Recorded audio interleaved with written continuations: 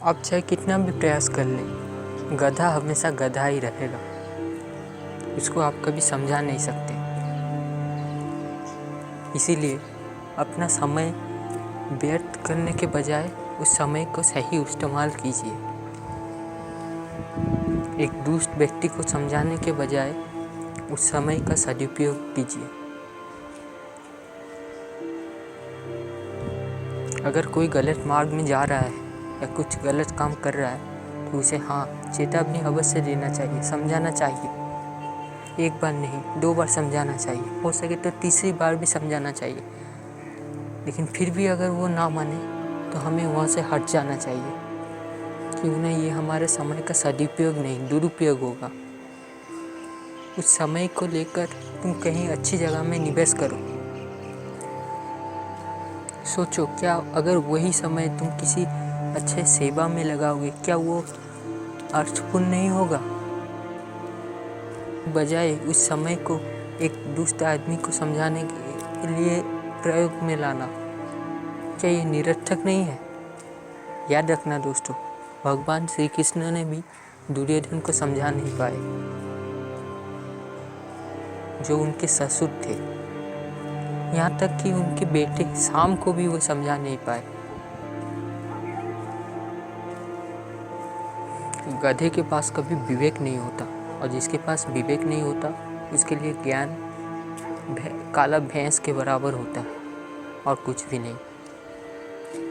जैसे कि एक अंधे को दर्पण दिखाना होता है, वैसे ही एक विवेकहीन प्राणी को ज्ञान की बातें कहना होता है। जिसके पास विवेक ही नहीं है वो ज्ञान की बात क्या समझेगा? जिसके पास नेत्र ही नहीं है उसके सामने दर्पण क्या करेगा? वो क्या जाने सुंदर दृश्य किसे कहते हैं, है ना? ये दुर्योधन जैसे लोग इस संसार में अभिमानी अहंकारी होते हैं। वो अपने आप को सब कुछ समझते हैं, वो कभी किसी से सुनना नहीं चाहते। वास्तविकता तो यह है कि ये संसार त्रिगुणी प्रकृति का है, यानी 3 गुणों से ये संसार चलता है। वो है सत्व, रजस और तमस। जो राजसिक और तामसिक प्रवृत्ति के है उन्हें आप कभी समझा नहीं सकते। सत्वधारी इंसान वो होते हैं जो पवित्र होते हैं, जो स्वच्छता का ध्यान रखते हैं, जो ज्ञानी होते हैं, जो ज्ञान के प्रति अनुरागी रखते हैं। उन्हें सत्वगुणी व्यक्ति कहते हैं। और राजसिक व्यक्ति वो होते हैं जो अपने काम के वशीभूत होकर कार्य करते हैं, जो अपनी इच्छाओं को सर्वोपरि रखते हैं। उनके लिए उनका स्वार्थ ही सर्वोपरि होता है। और कभी कभी दिखाने हेतु वो कहते हैं कि हम ईश्वर भक्ति करते हैं।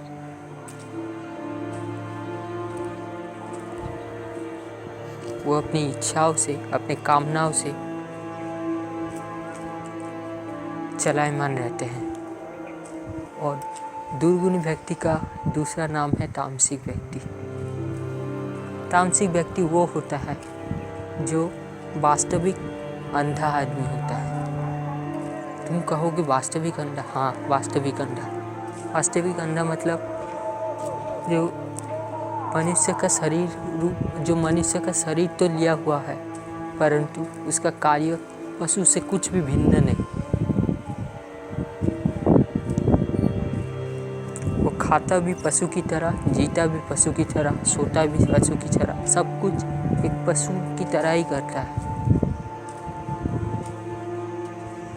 उसके लिए उसके जीवन में ज्ञान का कोई ठिकाना नहीं होता, चारों ओर ही अंधकार से भरा रहता है।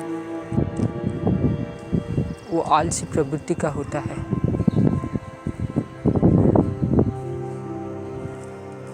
कर्म से दूर रहता है। उसके लिए स्वच्छता का कोई महत्व नहीं। असली में उसके पास ज्ञान ही नहीं होता कि क्या अच्छा है, क्या गलत है। वो अविवेकी होता है।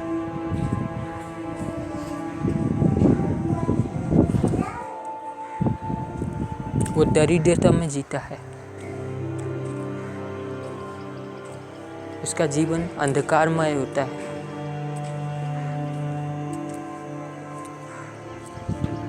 और इसी कारण वो निम्न से निम्न कोटि श्रेणियों के साथ उठता बैठता है और जो ना करने योग्य है, अभक्ष्य भोजन को भी अपना आहार बनाता है। वो मदिरा जैसे निश्चित पदार्थों का पान भी करता है। ये होता है तामसिक आदमी। और इन तीनों गुणों से बनी है ये मनुष्य की संसार, ये प्रकृति।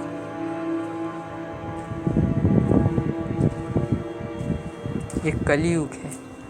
यहाँ मनुष्य की चेतना निम्न स्तर का है। इसीलिए जब भी आपका संबंध किसी निम्न कोटि इंसान से हो, या फिर आमने सामने किसी या फिर तुम किसी निम्न कोटि इंसान से आमने सामने हो जाओ, तब उससे बहस मत करना, उसे समझाना अवश्य। परंतु अगर वो ना समझे तब फिर तुम अपना समय का व्यर्थ इस्तेमाल मत करना, उसका सदुपयोग करना। उसके साथ तर्क वितर्क में मत लग जाना। याद रखना दोस्तों, जो सीढ़ी चढ़ना ही ना चाहे उसे तुम सीढ़ी कैसे चढ़ा सकते हो। ठीक उसी प्रकार जो अपने आप को परिवर्तित ही ना करना चाहे, जो अपना उन्नति ही नहीं चाहे, जो ज्ञान अर्जन ही नहीं करना चाहता, तुम उसे कैसे बदल सकते हो।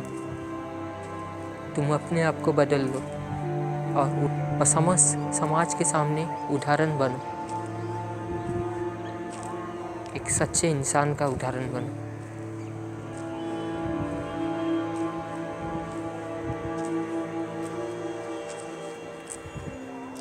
दुष्ट को कभी भी सहायता नहीं देना चाहिए, क्योंकि ना तुम्हारी सहायता से दुष्ट की बल अधिक होगी।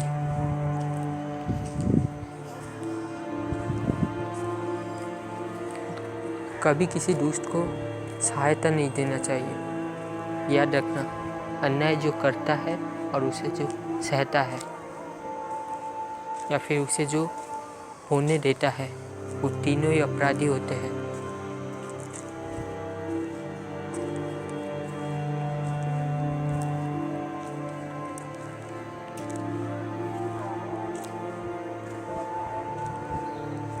गधे सिर्फ पशु में नहीं होते, मनुष्य में भी होते हैं।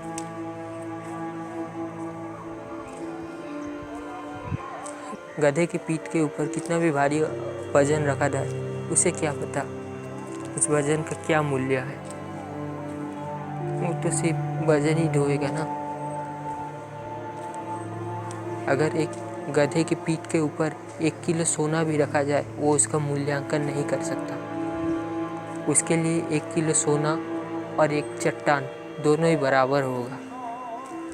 हम सिर्फ अपने आप को बदल सकते हैं, और जब हम अपने आप को बदल लेते हैं, अपने आप को एक अच्छा नेक इंसान बना लेते हैं, तब ना जाने हम कितने लोगों के लिए प्रेरणा बन जाते हैं। हमारा सत्यता का प्रति अनुराग बनना, हमारा सत्यता का प्रति अनुराग रखना दूसरों के लिए प्रेरणा का स्रोत बन जाता है।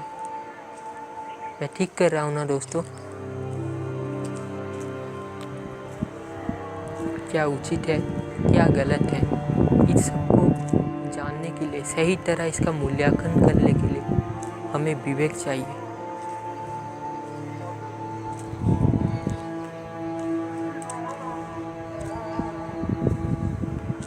निष्क्रिय विवेक चाहिए, जो पानी और दूध में अंतर कर सके, एक हंस की भांति।